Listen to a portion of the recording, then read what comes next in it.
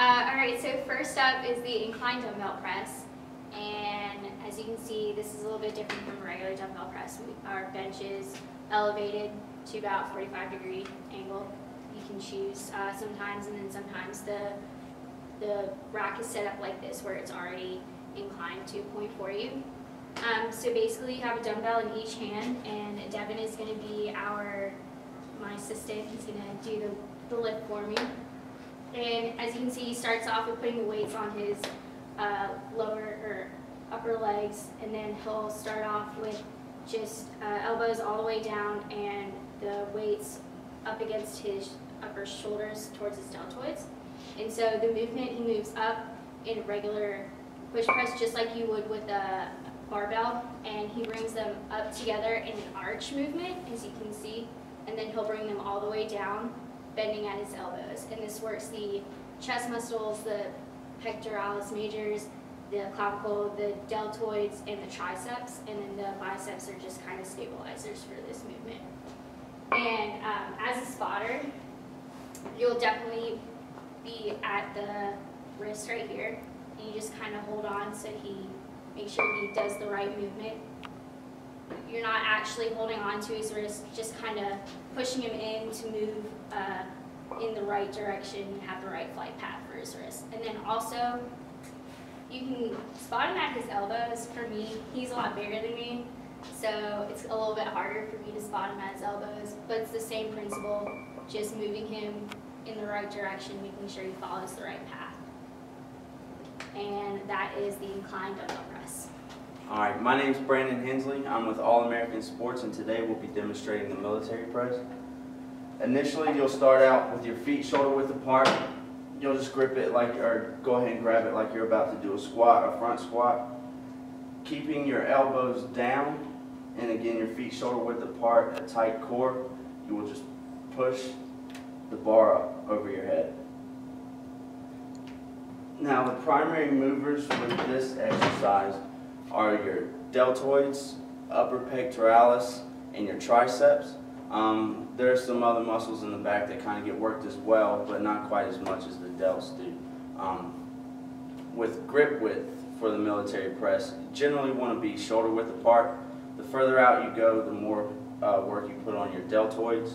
With the military press, use of the barbell can lead to impingement issues, the constant repetitive motion of going up and down. Research suggests that using a dumbbell can alleviate that, but the increased range of motion can lead to other problems regarding your muscles, ligaments, and whatnot. And that will conclude the military press. My name is Devin Slade. And I'm Zach Al. And we will be demonstrating the difference between a push jerk and a push press. So to start off with your setup, you're going to set the bar, I guess a little, as long as it's below your shoulder height, that'll be good for setting up. Just going to walk underneath it, place the bar onto your anterior delt, feet shoulder width apart. The main thing for the push jerk is dip, drive, and drop. So you're going to dip, knees over toes, keeping your chest perpendicular to the ground, or the line of your chest perpendicular to the ground. You're going to drive up, exploding through the bar, and then drop underneath it. So here's an example. Make sure that you're bringing your head all the way through, and for the come down, you're just going to resist, lowering it back to your anterior delt.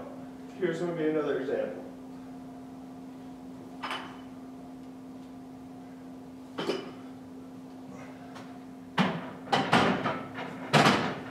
Now, for your hand placement, it's all about wrist flexibility. So people like me who've had wrist injuries, it's acceptable for the push jerk to go a little further out, and I can turn the bar. Notice how my wrists aren't exactly under my forearms, but this can lead to other sore parts of your body since your wrist is in that awkward outward position. Now I'm going to hand it over to Zach to talk about the push press. Alright, so next we're going to talk about the push press. The push press is a very similar movement to the push jerk, but with a couple slight differences. Most people typically define the difference between a jerk and a press as which locks out first, your knees or your elbows. So when Devin demonstrated the push jerk, his knees would lock out after his elbows. So he would be in this position here, his elbow is locked out, his knee is not locked out, and then he finishes by extending and locking out his knees. Okay, so with the push press, compared to the push jerk that Devin demonstrated earlier, you get your dip, your drive, and your drop. With the push press, you don't have the drop. You simply have dip and drive. So I'll go ahead and demonstrate that. Same grip width, everything that Devin mentioned with your hand width and everything applies. So you're going to do the same thing. Dip, knees over toes, drive. Again, you're getting your head through, but you're locking up your knees before your elbows. So dip, drive.